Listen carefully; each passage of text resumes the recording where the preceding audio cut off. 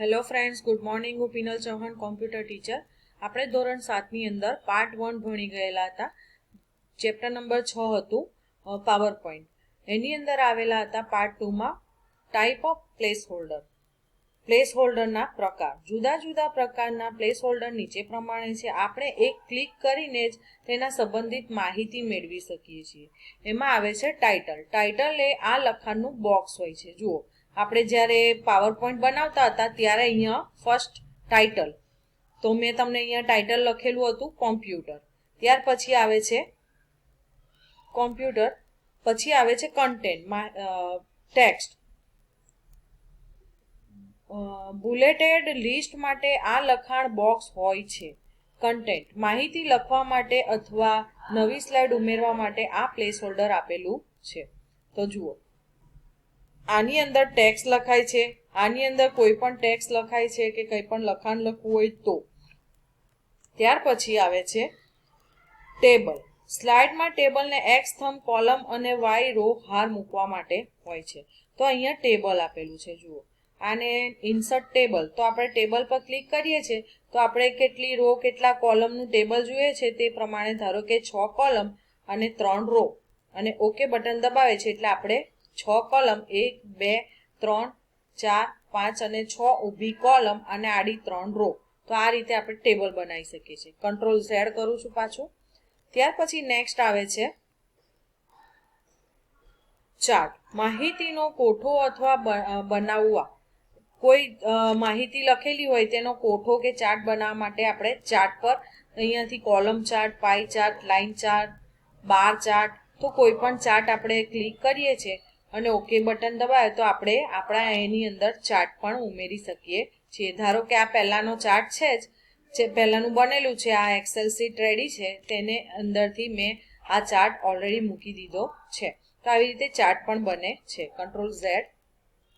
ત્યાર પછી આવે છે સ્માર્ટ ચાર્ટ, કોઈ આકૃતિ બનાવવા માટે. પછી આવે છે પિક્ચર, હાર્ડ ડ્રાઈવમાંથી પિક્ચર મૂકવા માટે. આપણા કોમ્પ્યુટરમાં આમાં જુઓ, સ્માર્ટ આર્ટ, ગ્રાફિક્સ. કોઈ જાતે આપણે પિક્ચર્સ બનાવવું હોય કે ધારો કે આ ચાર્ટ બનાવો છે, જાતે દોરીને બનાવવું છે, તો આવી રીતે આપણે જાતે પણ લખાણ લખી શકીએ છીએ. અહીંયા કંઈ પણ અહીં ટેક્સ્ટ, તો એ પ્રમાણે આપણે ચાર્ટ બનાવી શકીએ છીએ. ફરી કંટ્રોલ ઝેડ કરું છું. ત્યાર પછી પિક્ચર્સ. તો આપણા કોમ્પ્યુટરમાં કોઈ પિક્ચર્સ છે અને એ પિક્ચર્સ આપણે અહીંયા મૂકવું છે. અલગ અલગ હું સ્લાઇડ રેડી કરું પહેલાં. ધારો કે અહીંયા આગળ બધું તમને બનાવીને બતાવું કે આ લેવું છે મારે, તો અહીંયાથી મેં ટેબલ લીધું. તો ટેબલની અંદર મારે જે પણ કંઈ લખાણ લખવું છે તો એ પણ મેં લખી લીધું. કલર વાઇઝ લખવું હોય, ફોર્મેટિંગ કરવું હોય તો એ પણ, ધારો કે મેં અહીંયા આ બેને હેડિંગને આ કલર કરવો છે મારે, તો અહીંયા સિલેક્ટ કરી અને હોમમાંથી જઈને કલર લઈ લીધો, રેડ. આનો કલર બીજો લેવો છે.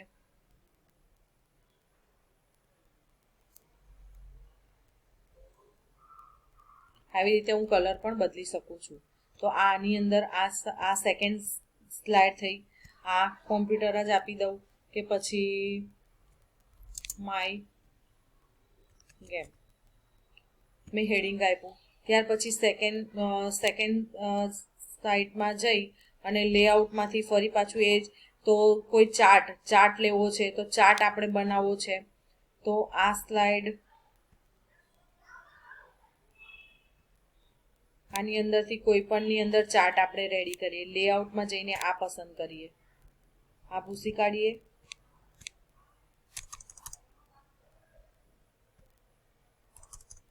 તો આની અંદરથી 1 જે લખ્યું હોય તે, પછી ચાર્ટ આપણે કોઈ પણ લેવો છે, સિલેક્ટ.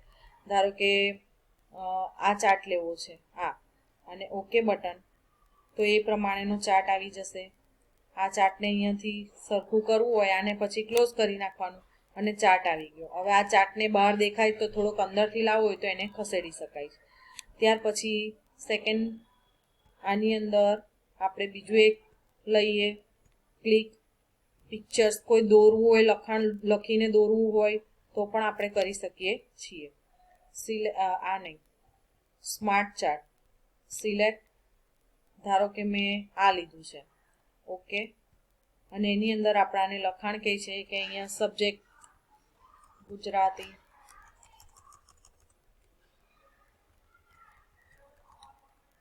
અહીંયા મેથ્સ,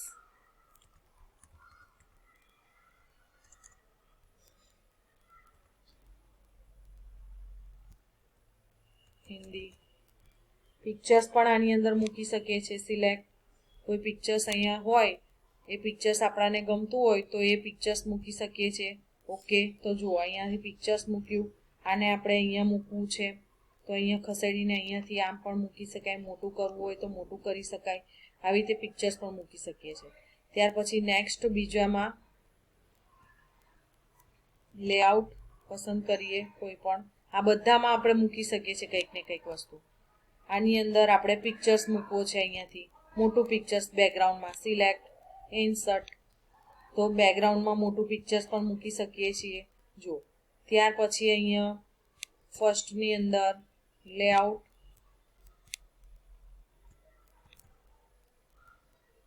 નવી સ્લાઇડ બનાવીએ આપણે, ન્યૂ સ્લાઇડ, અને આ લઈએ.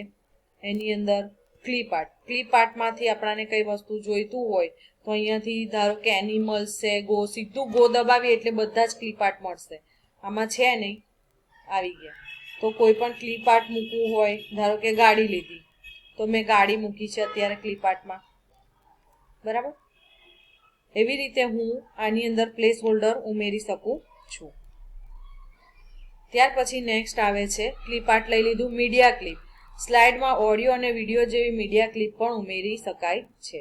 તો આની અંદર જવાનું ફરી, અને ઓડિયો અને મીડિયા જેવી ક્લિપ, તો ફરી પાછું એક આની અંદર જ એક લેઆઉટ ફરી મૂકીએ, નવી સ્લાઇડ લઈ લઈએ, સિલેક્ટ. આમાંથી અહીંયાથી ઓડિયો અને મીડિયા એટલે વિડીયો, કોઈ ફાઇલમાં વિડીયો હોય ને તો વિડીયો પણ આપણે મૂકી શકીએ છીએ. વિડીયોઝમાં જઈને સિલેક્ટ, અને આ વિડીયો છે અત્યારે હું આ વિડીયો મૂકીશ. ઓકે, તો આવી રીતે આપણે વિડીયો મૂકી દીધો. ઓટોમેટિકલી થાય એવું રાખવાનું છે. ઓકે, તો આવી રીતે વિડીયો મૂકી દીધો. નાનું રાખીએ એટલે આપણને દેખાય.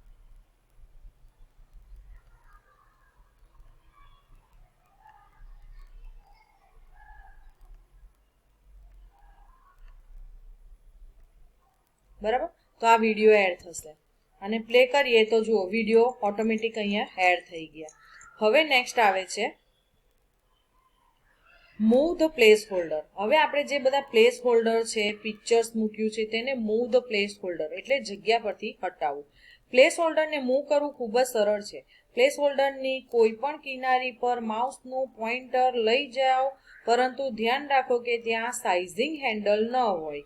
તમે માઉસનું પોઇન્ટર જેમ જેમ ખસેડશો તેમ તેમ પ્લેસ હોલ્ડર પણ તેની જગ્યા બદલશે. હવે તમને જોઈતી જગ્યા પર પ્લેસ હોલ્ડરને લઈ જાઓ અને માઉસ પોઇન્ટર છોડી દો. તો જે પ્લેસ હોલ્ડર એટલે આપણે કોઈ ફોટો લીધો, ધારો કે મેં અત્યારે આ ગાડી લીધી છે, બરાબર. એને પ્લેસ હોલ્ડર એટલે આ બોક્સ આવ્યું, આ 4 ચોકડી વાળો એરો આવ્યો, એની ઉપર ક્લિક કરવાનું અને એને પછી આપણે જ્યાં ફરાવવું હોય તે જગ્યા આપણે નક્કી કરી શકીએ છીએ. માઉસનું પહેલું બટન દબાઈ રાખવાનું અને પછી દબાઈને તેને આમ સિલેક્ટ કરીને દબાઈને તેને જગ્યાએથી બીજી જગ્યાએ છોડવાનું. ત્યાર પછી નેક્સ્ટ આવે છે રિસાઇઝિંગ પ્લેસ હોલ્ડર. પ્લેસ હોલ્ડરની સાઇઝ બદલવા. પ્લેસ હોલ્ડરની કિનારી પર ગોળ રાઉન્ડ સાઇઝ હેન્ડલ આવેલા હોય છે. આ સાઇઝિંગ હેન્ડલ પર માઉસ પોઇન્ટરને લઈ જતા તે ડબલ હેન્ડલ એરો બને છે. પછી આ એરોને ક્લિક કરી ડ્રેગ કરતા પ્લેસ હોલ્ડર તે નાનું કે મોટું કરી શકાય છે. લીલું ગોળ રિસાઇઝિંગ હેન્ડલ દ્વારા તમે પ્લેસ હોલ્ડરને ગોળ પણ ફેરવી શકો છો. તો અત્યારે મારે જે પ્લેસ હોલ્ડર મારું રેડી કરેલું છે મેં તેને આ ધારો કે મેં પ્લેસ હોલ્ડર છે એની આ જે 4 કિનારી છે તેને જ મારે પકડીને આમ ખેંચવાનું એટલે એ મોટું થાય. આ છે આપણું પ્લેસ હોલ્ડર અને આ જે છે તે રિસાઇઝિંગ હેન્ડલ કહેવાય. તો એનાથી આપણે જે પણ પિક્ચર્સ ફોટો હોય તેને નાનો મોટો કરી શકીએ અને એની ઉપર આ જે ગોળ લીલું બટન છે એની ઉપરથી આપણે જે પિક્ચર છે તેને માઉસનું પહેલું બટન દબાઈને ગોળ પણ ફેરવી શકીએ છીએ. જો બરાબર, તો આપણે એને સીધું જ રાખીએ. Okay, ready. આને આપણે નાનું મોટું પણ કરી શકીએ છીએ. હાલ આપણે નાની જ ગાડી રાખીએ તો થોડુંક સારું લાગે. અહીંયાથી અહીં મૂકી અને નાની ગાડી રાખીએ. Next, deleting place holder. હવે જે પ્લેસ હોલ્ડર મૂક્યું છે વગર કામનું છે, નકામું છે, તે આપણાને જોઈતું નથી, તો તેને ડિલીટ કરવા માટે. તો જુઓ, ડિલીટ કરવા માટે ધારો કે અહીંયા મેં આ પ્લેસ હોલ્ડર લીધું છે, એને અહીંયા બાર ક્લિક કરીશ એટલે એની ઉપર કશું ના થાય. પણ એની ઉપર જઈને મારે આ ગાડી નથી જોઈતી, એને સિલેક્ટ કરીશ અને ડિલીટ બટન ક્લિક કરીશ એટલે એ ડિલીટ થઈ જશે. તો આવી રીતે આપણે પ્લેસ હોલ્ડર ડિલીટ કરી શકાય છે. પાછું લાવવું છે, કંટ્રોલ વાય, કંટ્રોલ ઝેડ, પાછું આવી ગયું. તો આવી રીતે પ્લેસ હોલ્ડર પણ આપણે મૂકી શકીએ છીએ. અહીંયાથી કોઈ પિક્ચર્સ બીજું મૂકવું છે તો પણ મૂકી શકાય છે. જુઓ,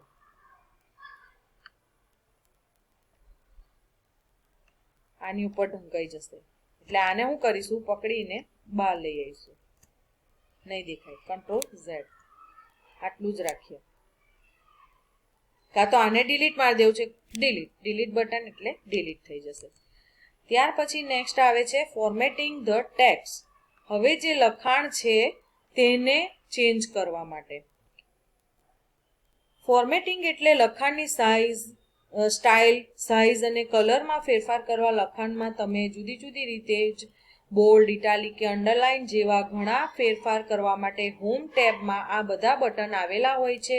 જે લખાણમાં ફેરફાર કરવા હોય છે, લખાણને પસંદ કરીને હોમ ટેબમાંથી તેના અનુરૂપ બટન દબાવવામાં આવે છે. આપણે જે પ્રમાણેનું ફોર્મેટિંગ કરવું હોય તો જુઓ, આ આપણું હોમ ટેબ છે, એની અંદર layout, resize, delete, bold, italic, underline, અહીંયાથી અક્ષર બદલવા માટે, નાના મોટા કલર કરવા માટે આ બધા જ વિકલ્પ આપેલા છે. એની અંદરથી આપણે ફોર્મેટિંગ કરી શકીએ.